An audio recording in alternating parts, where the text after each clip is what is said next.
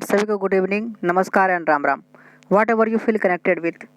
सभी शिक्षकों का कमेंट आ रहे थे कि सर आंसर बनाइए, तो मैंने आप लोगों के लिए आंसर बनाए।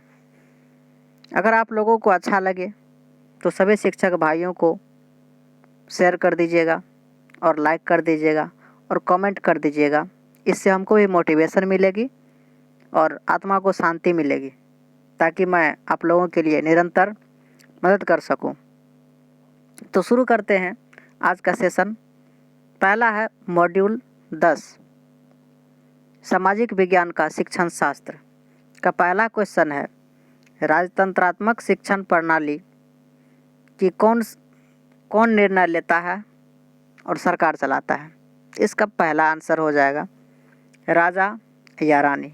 राजतंत्रात्मक शिक्षा प्रणाली का निर्णय और सरकार लेता था राजा और रानी। ये पहले ज़माने में चलती थी, बहुत ही पुरानी है।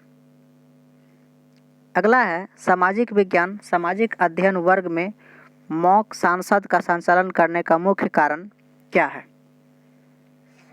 तो वैसे आप लोगों में रेंडमली आंसर इसका चलते रहता है, तो कोई फिक्स नहीं है कि इनका बी ही होगा सी ही होगा। सिर्फ आप लोग आंसर याद कर लीजिए।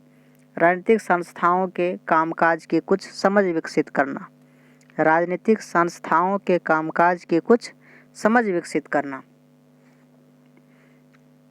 अगला क्वेश्चन आता है तीसरा नंबर, एक ग्लोब के बारे में निम्नलिखित में से कौन सा कथन सही नहीं है। एक ग्लोब के बारे में निम्नलिखित में से कौन सा सही नहीं है। तो ग्लोब में क्या क्या होता है। ग्लोब एक पृथ्वी का मॉडल है। एक ग्लोब विशेषताओं में अक्षांश और देशांतर है। ठीक है। ग्लोब महाद्वीपों का सही आकार नहीं दिखाता है। स्पर्श ग्लोब विशेष ज़रूरत वाले बच्चों के लिए इस्तेमाल किया जा सकता है। ये भी ठीक है। लेकिन तीसरा नंबर, ग्लोब महाद्वीपों का सही आकार नहीं दिखाता है, ये ग्लोब के बारे में सही नहीं है। अगला है 23.5 डिग्री दक्षिण अक्षांश के रूप में जाना जाता है। 23.5 डिग्री दक्षिण अक्षांश के रूप में मकर रेखा को जाना जाता है। तो इसका सही उत्तर मकर रेखा होगा।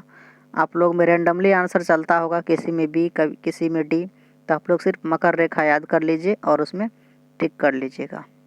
अगला क्वेश्चन आता है, निम्नलिखित में से कौन सा कथन सही है। अक्षांशों की सभी रेखाएं भूमध्य रेखा से छोटी होती है। देशांतर रेखाओं को समांतर रेखा भी कहा जाता है। देशांतर रेखा सभी रेखाएं में से भिन्न होती है। अक्षांश रेखाएं को मेरिडियन कहा जाता है। सही उत्तर, देशांतर रेखाओं को समांतर रेखा भी कहा जाता है। नेक्स्ट इसका छठा नंबर क्वेश्चन आता है, कॉलम ए को कॉलम बी के साथ मैच करें और नीचे दिए गए कोड का उपयोग करके सही उत्तर का चयन कीजिए। आप लोग सीधा सीधा इसमें देखिएगा, किसी में बी सी डी रेंडमली ऐसे चलते रहता है, तो सीधा सीधा इसका आंसर आप लोग याद कर लीजिएगा। डी का 1 नंबर किस में दिया गया है, तो डी का 1 नंबर जिसमें होगा उस ऑप्शन में टिक कर दीजिएगा, आप लोगों का आंसर सही हो जाएगा।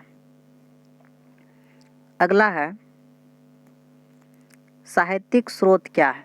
साहित्यिक स्रोत महाकाव्य, पुराण और स्मृति से साहित्यिक स्रोत मिलते हैं। अगला क्वेश्चन आता है, विभिन्न आजीविकाओं के बारे में पढ़ाते समय निम्नलिखित में से कौन सी विधि सबसे उपयुक्त है। विभिन्न आजीविकाओं के बारे में पढ़ाते समय निम्नलिखित में से कौन सी विधि सबसे उपयुक्त है। विभिन्न आजीविकाओं के बारे में जब हम पढ़ाएंगे तो इसमें देखेंगे सबसे पहले जो हम लोग, जैसा कि हम देखते हैं, इसका आंसर हो जाएगा सही आंसर व्याख्यान विधि का उपयोग करना। व्याख्यान विधि के द्वारा हम विभिन्न आजीविकाओं के बारे में पढ़ा सकते हैं। व्याख्यान विधि के द्वारा ही बच्चे में सही ज्ञान दे सकते हैं। विभिन्न आजीविकाओं के बारे में। इन विभिन्न तरह के कंटेंट्स को पढ़ाने के लिए हम लोग व्याख्यान विधि का उपयोग कर सकते हैं। पाठ्य पुस्तक पर जोर नहीं देना चाहेंगे ना, बहसों का उपयोग नहीं करेंगे, ड्रॉ लेखन चित्र के माध्यम से नहीं करेंगे, व्याख्यान विधि का उपयोग करेंगे तो विभिन्न तरह के आजीविकाओं के बारे में पढ़ा सकते हैं। अगला क्वेश्चन आता है, निम्नलिखित में से कहता है कौन सी विधि शिक्षार्थी द्वारा इस सीखने के प्रतिफल की योग्यता को प्राप्त करने के लिए सबसे सटीक होगी। जांच करना कि क्या लोगों के पास जीविका कमाने का समान अवसर है। तो इसका सही हो जाएगा परियोजना आधारित।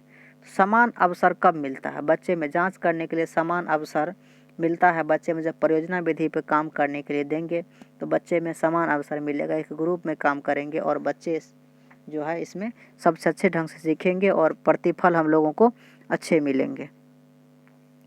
अगला क्वेश्चन आता है और लास्ट क्वेश्चन है जो सामाजिक विज्ञान का पठन पाठन बढ़ावा देता है। सामाजिक विज्ञान का पठन पाठन बढ़ावा देता है किसमें?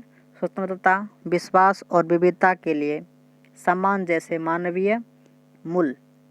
सामाजिक विज्ञान बढ़ावा देता है बच्चों में स्वतंत्रता, विश्वास और विविधता के लिए सम्मान जैसे मानवीय मूल्य को बढ़ावा देने के लिए ही सामाजिक विज्ञान पढ़ाया जाता है। तो आज का ये क्वेश्चन यहीं ख़त्म होता है। मिलेंगे फिर नेक्स्ट वीडियो में, तब तक के लिए जय हिंद, धन्यवाद। और अच्छा लगे आप लोगों को तो सभी शिक्षक भाइयों को शेयर कर दीजिएगा और सब्सक्राइब कर लीजिएगा ताकि मेरा अगला मॉड्यूल आप लोगों को मिलता रहे, समय पर नोटिफिकेशन मिलता रहे और आप लोग अच्छे से क्वेश्चन बनाते रहें। धन्यवाद।